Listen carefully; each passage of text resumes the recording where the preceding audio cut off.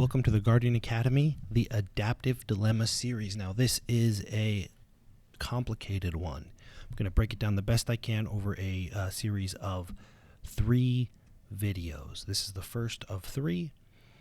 And the adaptive dilemma is going to answer a lot of questions. Like, you're going to hear people say, I got wrecked by Bitcoin, or why did crypto wreck me, or why don't doctors do their job, or ugh, politicians, they're the worst. And while those things aren't necessarily false, they're not necessarily true in isolation, which makes it really difficult to solve a problem. So there's problems, solutions, and the role that we play. And this is to avoid learned helplessness or perceived helplessness, okay? So the adaptive dilemma, video 1, focuses on language and self-efficacy. Language and self-efficacy, asking better questions. That's where it starts. That'll serve you in the Guardian Academy and probably anywhere else. Again, you don't have to agree, but I think it's worth going through this and thinking about the concepts that are about to be presented here. Quote of the day: seeking dopamine without effort will destroy a person. And we're going to tie this back in a whole bunch of times over the next 3 videos because this is one of the most important concepts to understand. And again, if you check out Andrew Huberman, he's just a great resource, information resource. Seeking dopamine without effort will destroy a person. We're going to start with a quick overview of Karpman's drama triangle. You can go down the Google rabbit hole, check it out. But this is the source of most drama, anxiety, stress, confusion. And it's a triangle. Imagine that. And the triangle, like all triangles, has 3 points: the rescuer, the victim, and the persecutor. It's also said like savior, victim, villain. Whatever language you want to use, same concept. Now, what happens is we have, we'll start with the victim. Okay? And with the victim is, I'm helpless. Something is wrong, something's not going my way. The danger is that helpful people that are trying to feel productive, but they don't want to face their own stuff, they're very attracted to the victims because they can come and say, hey, let me help you. I still feel productive. I don't have to deal with my own stuff. And in order for them both to maintain this position, which makes them feel good, right? The victim has an identity that says, oh, it's not my fault. Whew. And the rescuer says, I'm still being productive and I don't have to face my own stuff. Ooh, this is good. In order for them to maintain those identities, there needs to be a villain. They have to create a persecutor, right? You see a lot of this polarization, us versus them, left versus right, black versus white, yin versus yang, etc., etc., etc. And so much of it is people trying to maintain the identities of a victim or rescuer. And one person can play all these roles throughout their life. Okay? So it's really important. The way that you eliminate or mitigate falling into this triangle is actually avoid being a victim and victimization. Most of the persecutors and villains are made up. So obviously don't be a bad player, but most of them are made up. And the rescuer, there's always people that want to be helpful. And if they have an opportunity to rescue someone, they will. Okay?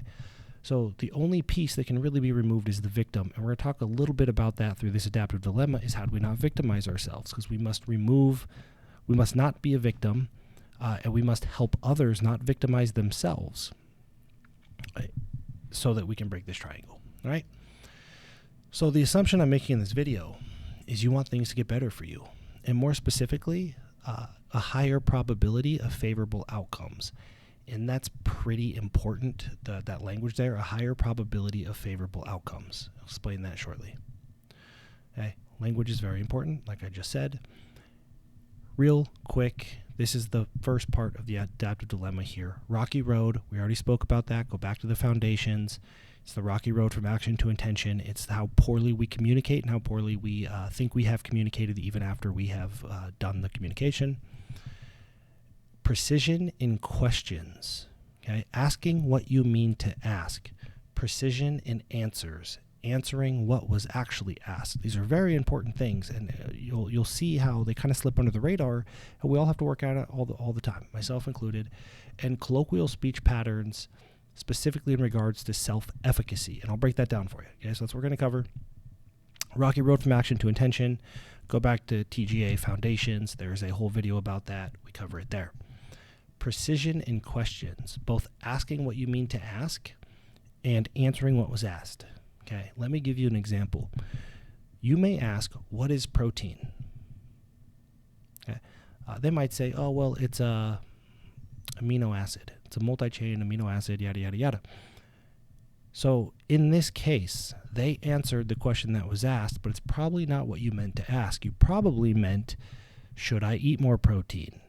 Am I eating enough protein? How do I get enough protein? How do I know if I need more protein? Those are very different questions. And if the person on the other end answers the question that was actually asked, you're not going to get what you want. It's going to be very confusing. Now, again, what is crypto? It's a digital asset that sits on the blockchain. What you actually mean is, should I invest in crypto? Is crypto safe? Where can I get information about crypto? But it's probably more personal, like how do I buy crypto? Those are all very different questions. Are Oreos bad? Are you asking, should I be eating them? How much is too much? Those are different questions. So we want to be precise in what we are asking, because on the other end of it, we want to be precise on how we answer. So if somebody says, what is crypto? And you respond, I really think you should buy a lot of it. You are assuming that they're asking if they should buy it, but that's not what they're asking. If somebody says, what is protein? And you say, well, it's the building block of muscle. That's not actually what protein is. It's one of the functions of it, right? So you can see this gap in what we're asking and how we're answering questions. Many times we don't answer what is actually asked, and then we have this illusion of communication. And then so we go to friends, advisors, we watch YouTube videos, we try to learn how to trade crypto, we try to learn how to eat right, we try to do all these things, and we think we're communicating, we think we're asking questions and getting answers, but we're not asking the question we think we're asking, and they are not answering the question that we actually asked. So now we're kind of in a place of self-victimization. It feels hopeless. Okay? So I want to be really precise in our questions, and throughout the Guardian Academy, you will get challenged, and it's not for any reason other than you'll hear things like, what are you actually trying to ask? And you might get really frustrated because you're going to feel like you asked. Or somebody in the Guardian Academy will answer the question that they think you're asking, and we have to be able to identify that, wait, you're not answering the question that was asked. This is the illusion of communication, which leads to self-victimization, kind of a feeling, again, of helplessness. And then colloquial speech patterns. This is the other way that we victimize ourselves. You say, Oreos make me fat. Bitcoin wrecked me. Exercise doesn't work for me. Now in your head, you might be saying something else. But the language you are using implies that a sleeve of Oreos broke into your house while you were asleep, tied you down, shoved themselves down your throat, and then left you tied up so that you couldn't do any exercise. And that's probably not what happened. Right? But the language, you are already abdicating all responsibility outside of yourself. So something like, I don't have great self-control, and I can't only eat 1 or 2 Oreos. If I open it up, I'm going to eat the whole sleeve, and I know that about myself. So I don't keep them around. You see, the difference in the latter is that we have taken responsibility for our role in the outcome. It's not that it's 100% our fault, but we also can't just point at inanimate objects and blame them for doing stuff to us. Okay, so the colloquial speech pattern is important that we don't victimize ourselves. Bitcoin wrecked me. Well, that implies that, I don't know, you were walking across the street and a giant Bitcoin just came out of nowhere rolling down the street and rolled over your foot, broke your foot. And that's probably not happened either. So we look at this and we say, I didn't understand what I was doing. I rushed. I put in too much money, whatever it is. And for that reason, I don't mess with Bitcoin because I don't understand it, or I'm too impulsive, or whatever. Again, we're just accounting for the variable that is our behavior and our disposition. It's really important. Otherwise, we will victimize ourselves with our speech patterns without even being aware of it. Because I know when you say Bitcoin wrecked me, you're actually thinking about the process you went through, but you're not verbalizing that, which means when you go to solve the problem or you go to communicate others, you're actually solving for something else and communicating something else. The same with exercise doesn't work for me. I'm not able to stick with it, whatever. We have to acknowledge that our behavior has a role in this, and that's what the adaptive dilemma is really about. We'll talk about that more coming up. And the other thing we want to think about when we talk about language and speech patterns and all this stuff is the concept of valid versus useful, or helpful versus right. A good friend of mine, Dr. Trevor Cashy, one of my best friends for a very long time, says the correctness of information is often divorced from its value. And so when we're communicating, when we're asking a question, or we're answering a question, or we're having a dialogue, we have to be able to discern, am I trying to be valid? Am I trying to be correct? Or am I trying to be useful? Those are different things. And so sometimes you see somebody wants help and somebody gives them all the right answers, but it's not helpful to the person asking the question because of the base knowledge disconnect. And so we have to be able to identify valid versus useful. Or again, we're having the illusion of dialogue, right, which is a huge component of victimizing self. So we have to approach these things. Weight loss, health, finance, crypto. Do you want to know what electricity is, or do you want to know how to turn the lights on? Those are two very different questions. If I go to a scientist, say, what is electricity? They're going to give me all the details about it.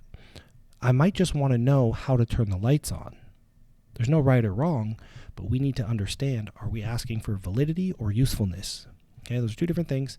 And most of the time what people want is, how do I get the outcome that I desire using crypto?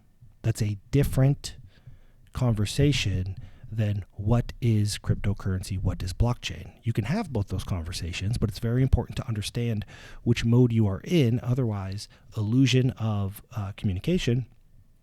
And I'll give you a really good example. Is a lot of people feel victimized without using that language about crypto because people keep telling them what crypto is, and it seems very overwhelming. Nobody is telling them how to safely buy it. They just want to know how to safely buy it. But everybody keeps telling them all the technical details, so it feels overwhelming, and now they feel helpless because they can't understand this super complicated thing. The reality is they probably don't understand electricity either. They still turn their lights on. And there's a spectrum, and again, you can play wherever you want. Just be cognizant of where you're playing. Otherwise, this adaptive dilemma will keep raising its head, and we will never get the outcome we expect, no matter how much the technology or the tools improve. And so the homework for this session is reflect on your questions, the questions you're asking. Are you making your assumptions explicit? Your base knowledge. Go back to Rocky Road. Are you assuming the assumptions of others? So when somebody says, how often should I exercise? And you say 5 days a week, are you assuming that you know what their goal is? Because it was never made explicit. Maybe they just want to exercise for catharsis. Okay? And are you victimizing yourself unknowingly by doing this? By feeling like, there's no hope. We already had this conversation. They don't listen. Well, you may not have actually had the conversation. And again, live to learn, give to earn. Drop your 6-word update. Take as much time as you need to reflect on it, and then share your takeaways, your perspectives, and read the perspectives and takeaways of others. That is how we grow. That's how we get better. That is double loop learning. If you're not familiar with double loop learning, go back to Guardian Foundations, and there's a module on double loop learning, is how to really learn this stuff effectively and collectively.